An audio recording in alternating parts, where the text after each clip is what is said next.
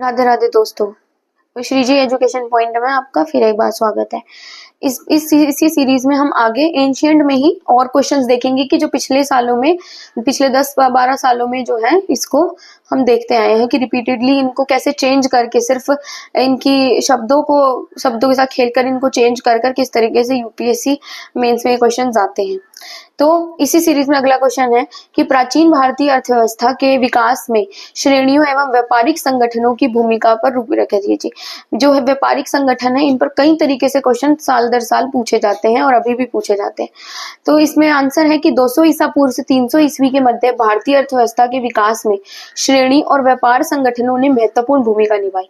बौद्ध और जैन ग्रंथों के साथ विभिन्न शिलालेख, सिक्कों के माध्यम से जैन ग्रंथों के साथ विभिन्न अंतर्देशीय एवं विदेशीय व्यापार में उनकी भूमिका से संबंधित जानकारी करते हैं।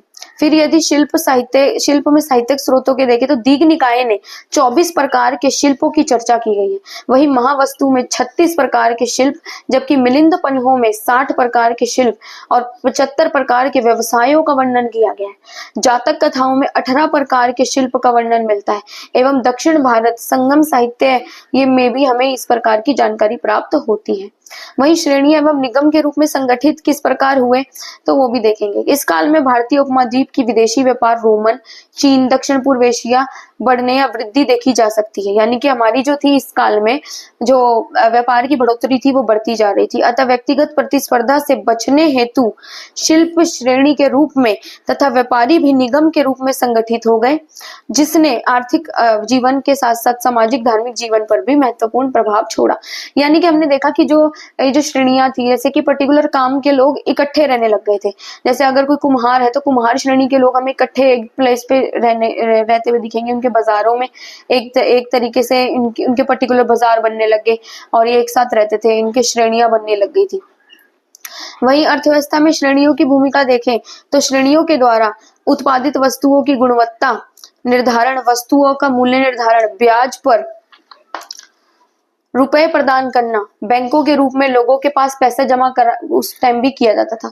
जातक कथाओं में नाम से 4 शिल्पों का विशेष रूप से वर्णन है, यानी कि वध की बढ़ई, कम्मार, धातु शिल्पकार, चर्मकार, चित्रकार, 18 शिल्पों का इसी प्रकार और भी वर्णन मिलता है। वही महावस्तु में शंख, स्वर्ण, हाथीदांत, आभूषण, अनाज पीसने वाले, फूल बेचने वाले, मदिरा निर्माण करने वाले, रेशम के वस्त्र, सुगंधी, मूर्तिकारों का वर्णन हमें महावस्तु से मिलता है।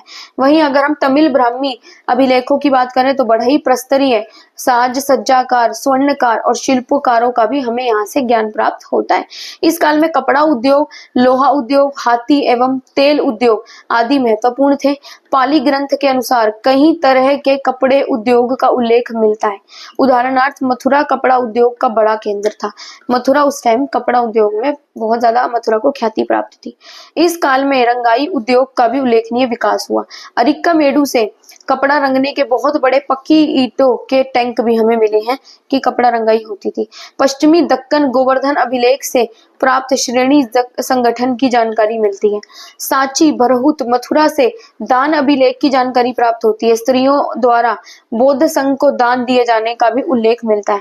यह दान अभिलेख समृद्धशाली शिल्पकारों की सामाजिक प्रतिष्ठा और धार्मिक केंद्रों से इसके प्रभावशाली ताल्लुकात की ओर इशारा करते हैं।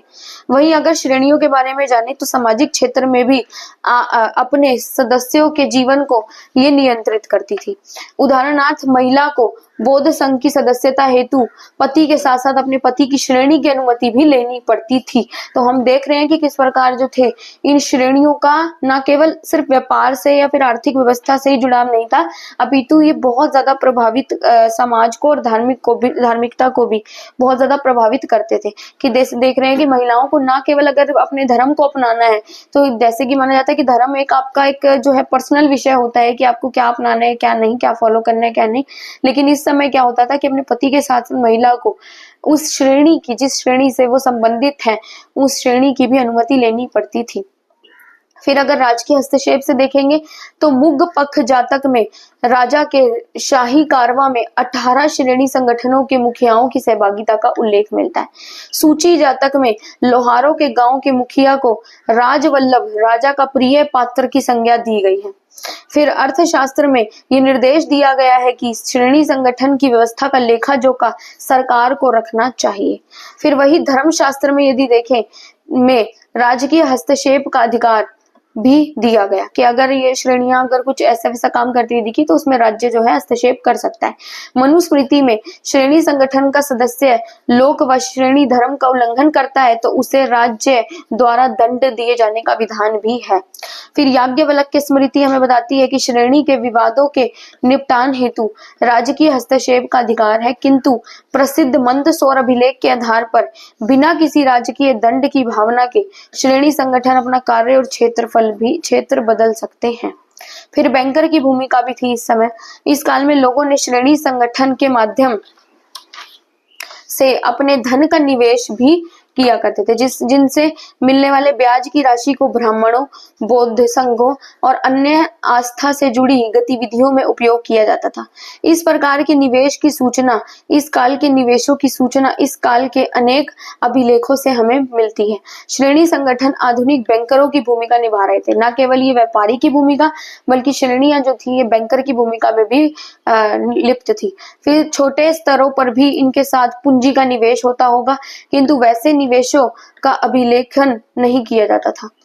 कुषाण शासक कनिष्क के टाइम पे देखे तो के राज्यारोहण के 28 वर्ष के मथुरा से प्राप्त एक अभिलेख में 2 स्थायी निवेशों की चर्चा की गई है कि उसमें निवेशीकरण हो रहा था, जिसमें 550 समितकारों, अनाज पीसने वाले और अन्य श्रेणी संगठन के साथ 500 पुराणों का निवेश किया और इससे प्राप्त ब्याज का उपयोग प्रत्येक महीने में एक दिन 100 ब्राह्मणों को भोज कराने हेतु, प्रतिदिन भूख प्यास से गरीब लोगों को भोजन हेतु भी किया जाता था। इससे प्राप्त जितनी भी मनी थी उसको लोग चैरिटी के लिए और फिर धर्म के लिए भी यूज करते थे। जुन्नार से प्राप्त अभिलेख में अदुथुम नाम से किसी व्यक्ति के द्वारा उसके वडलिक स्थित 2 खेतों से प्राप्त आय का निवेश भी कोनाचिक के एक कुरुज और बरगद के पेड़ लगाने के उद्देश्य से किया गया कि आय का निवेश किया गया ताकि आगे जाकर इन जगहों पर पेड़ लगाए जा सके।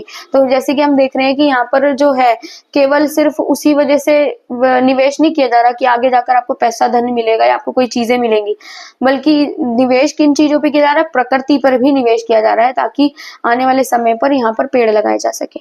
फिर क्षत्रप शासक नेपाल के काल में निर्गत नासिक अभिलेख में इस शासक के दामाद अश्वलत के द्वारा 3000 कारशापणों के एक स्थायी निवेश की चर्चा भी की गई है। उस समय जो पैसे जो मुद्रा का उपयोग होता था उन्हें कारशापण कहते थे।